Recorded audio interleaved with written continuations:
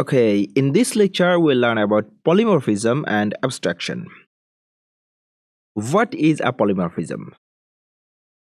The polymorphism is built in with two words, poly and morph or morphism. Poly means many and morph means shape. If something has multiple shape, more than one shape, then it's polymorph. In every programming language there are polymorphism. But in Python there is not directly something but indirectly something. Let's first look at the built-in polymorphism methods and functions in Python. So let's get here, add a new cell, and here let's declare one list, name it names, and pass some names here.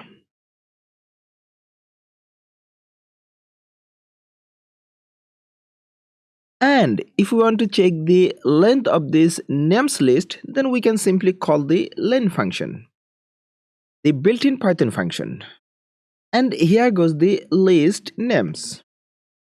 And if we print it, or if we simply execute it, then we will see the length of the list. Awesome. We can see the length of the list is 3. And we can also see that there are 3 values in the list. Now let's declare another variable and name it name and assign one name, Maria. And now let's check the length of this string because we know it's a string. The variable name is holding one string value, and now using the len function we can actually check the length of this string.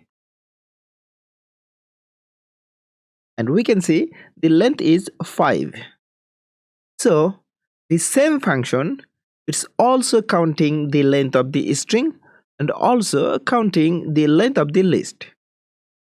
Can we declare some functions like that? Okay, let's try that. So def addition, and here we can pass 2 arguments, or we can say 3 arguments. So A, B and C. And when we are accepting the third parameter, we can initialize with some values. So I'm saying if someone does not pass any value for his third arguments while calling the method addition, then just assign 0. Inside the method block, we can simply return A plus B plus C. And here, let's do our first call. So I'm declaring one variable, naming it result, and calling our method addition, and this time let's pass 3 values, 10, 15 and 19, and then print it.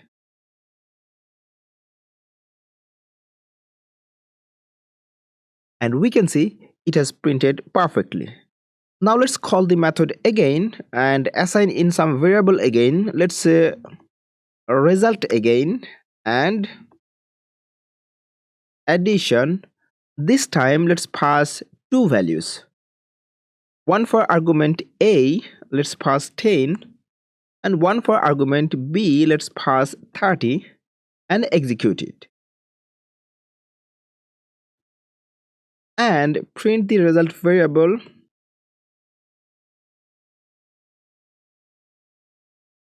And we can see it's working perfectly.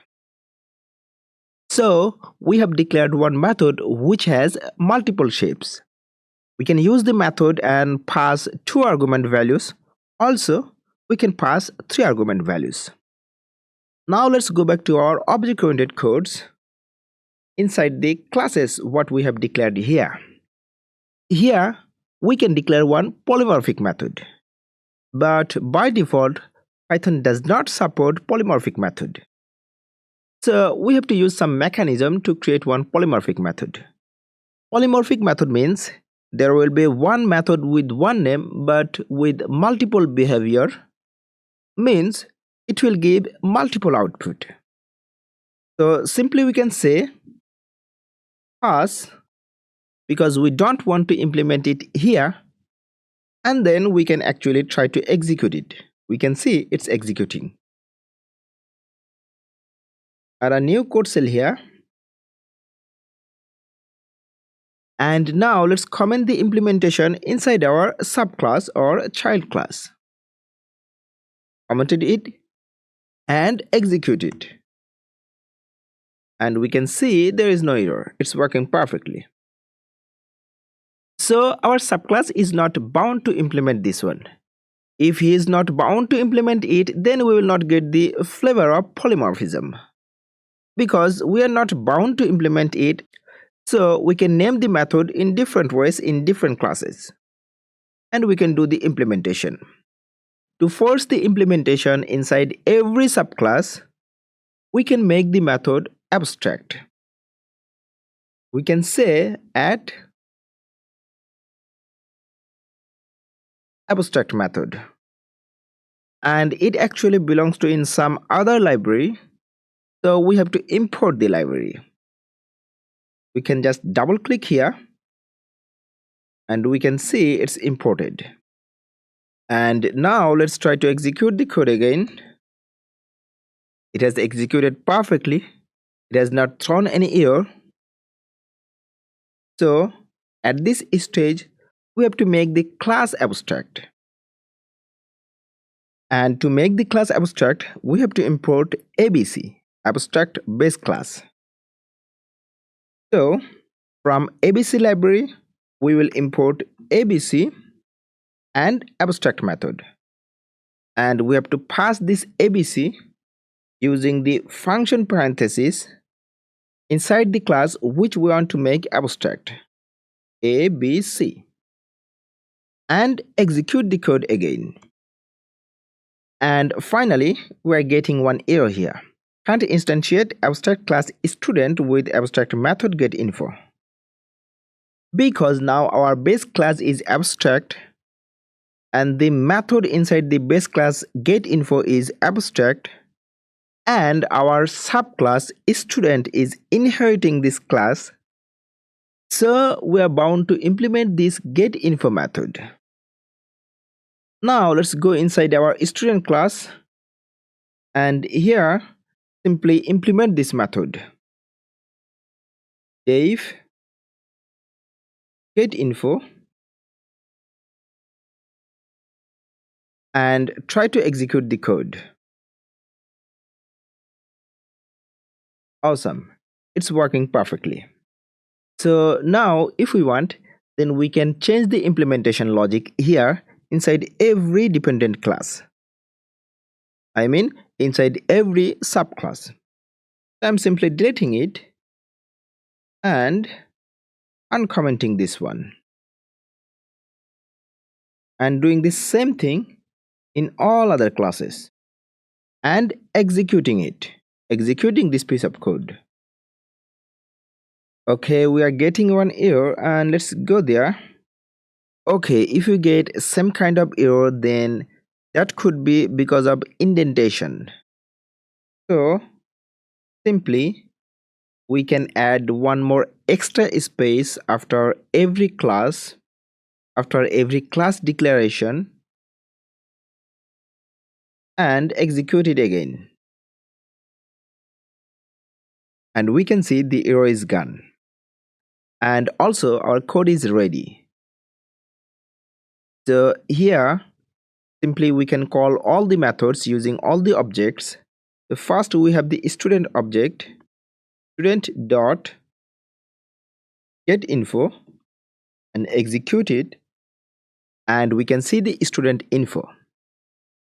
Now let's add a new code cell here and execute employee and create an instance of teacher and peon class.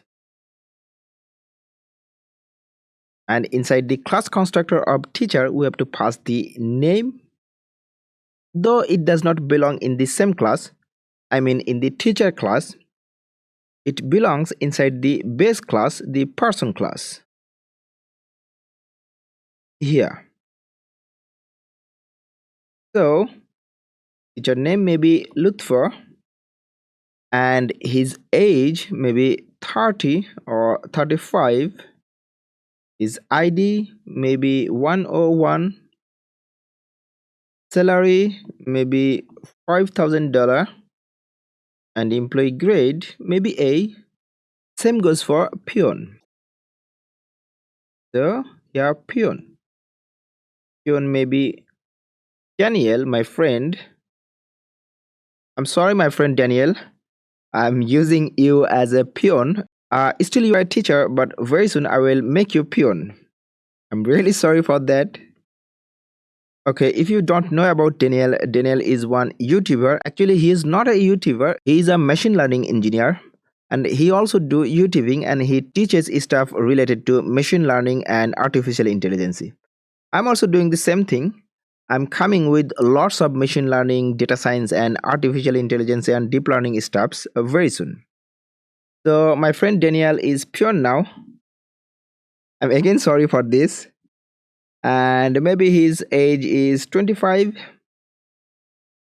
His ID is let's keep us same. Keep the same ID for both me and Daniel. And his salary is too much actually right now, so I'm making it 50,000 grand, 50,000 USD per month. And his grade, I cannot degrade my friend actually, but for the purpose of testing we can make the grade B actually and execute this piece of code. We're getting an error. What is it saying? It's saying can't instantiate abstract class teacher with abstract method get info. So what is the problem here? Execute this again and execute this again. Okay, there was simply the code indentation problem, so be sure about it. Now add new code cell here and try to get the info, the teacher info first. Teacher dot get info. Awesome. And teacher, sorry, my friend peon Daniel dot get info.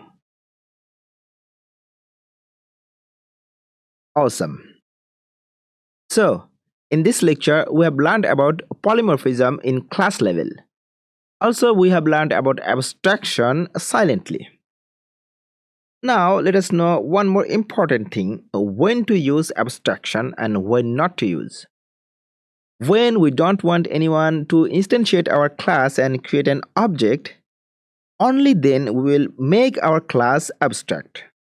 So for our case, we have one base class person with one method and two fields. And we have created this class only for inheritance.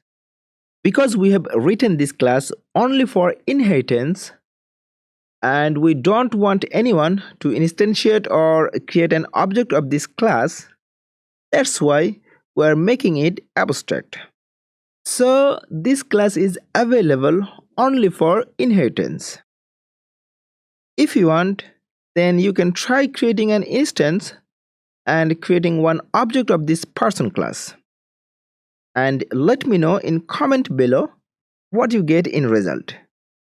That's it for this lecture. See you soon in next lecture with some more exciting stuffs.